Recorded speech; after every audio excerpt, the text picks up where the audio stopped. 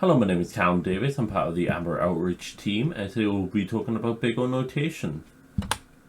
The aims for this lecture are to learn what is big O notation, why it's used and why it's important when evaluating algorithms, and how to calculate the worst case time complexity of an algorithm. To start, what is big O notation? In short, it's a way we describe how long an algorithm takes from start to end, or how much memory it needs. So we can separate this into two different terms. Time complexity measures the speed of an algorithm, and while space complexity is used to describe the memory requirements of an algorithm. So why can't we just use seconds to measure how fast an algorithm is?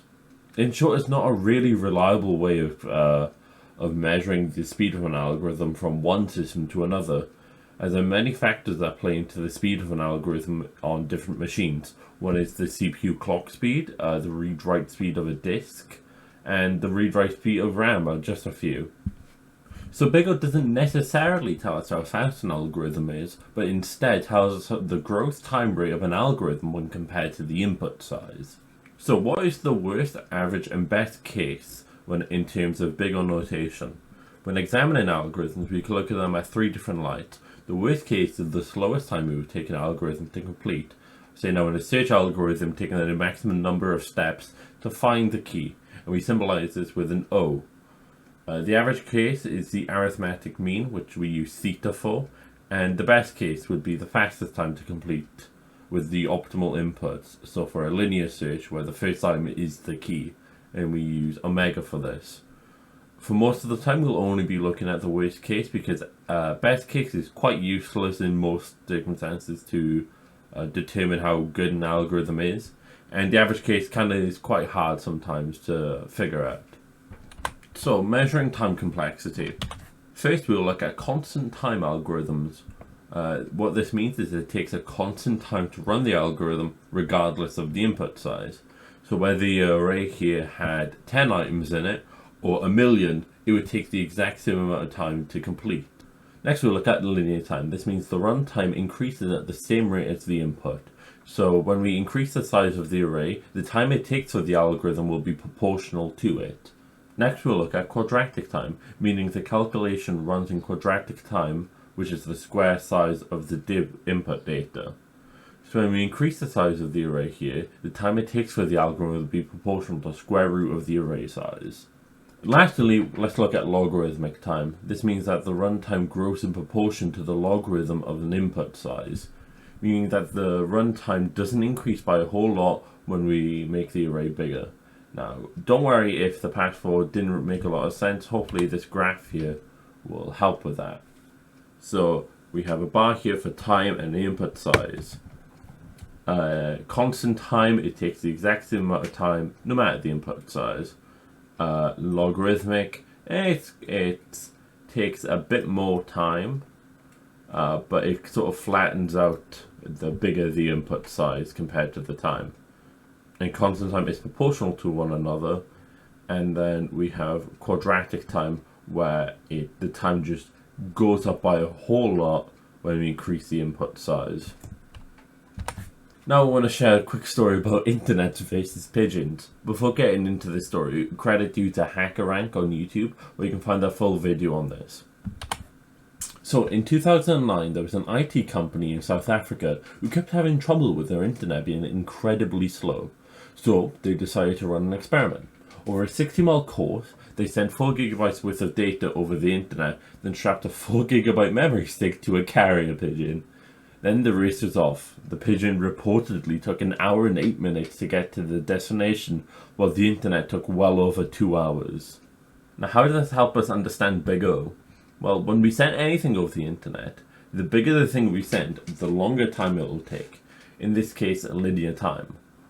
While, with some exceptions, if I give a pigeon a 1 GB, 2 GB, 8 GB memory stick, that's roughly the same weight. It's probably going to take the exact same amount of time to get there. So we could say it's taking us constant time for the pigeon to reach its destination. Now, how do we actually calculate time complexity?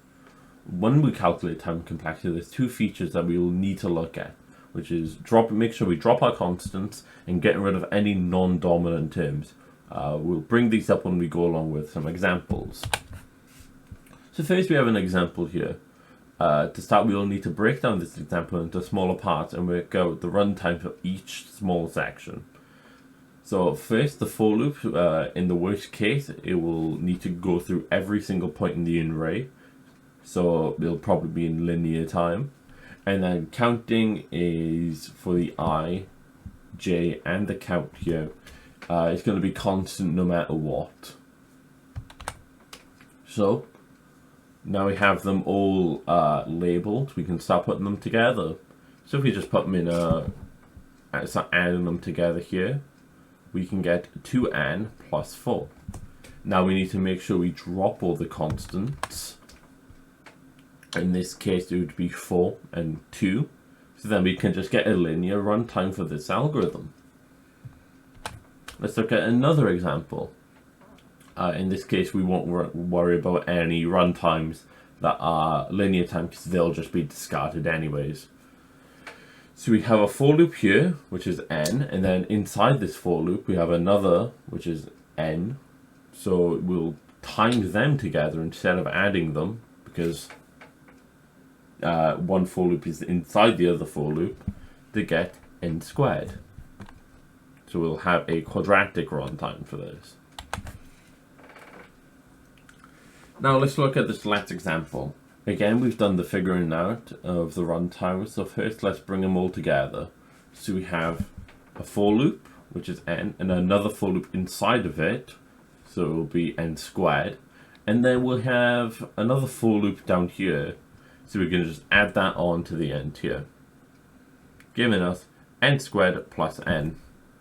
Now, we need to make sure we drop any non-dominant terms because we just want one symbol to summarize this runtime.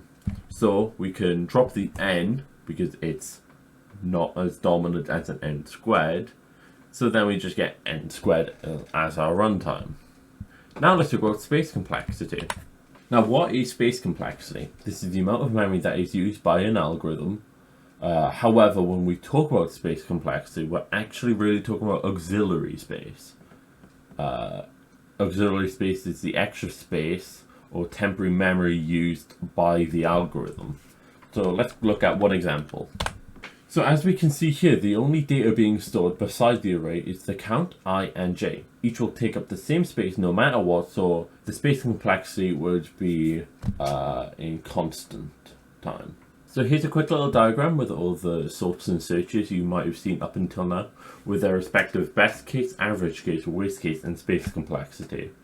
Now make sure you get familiar with the worst case and the space complexity, as these are the more common most common talking points when thinking about big O notation. So here's some extra resources, as this is a hard subject matter to remember. So make sure you can watch these in your own time, or if you have any other trouble, make sure to look at some of these resources to maybe help you along. And that's it. Thank you very much for watching. Hope you found this insightful, and thank you again.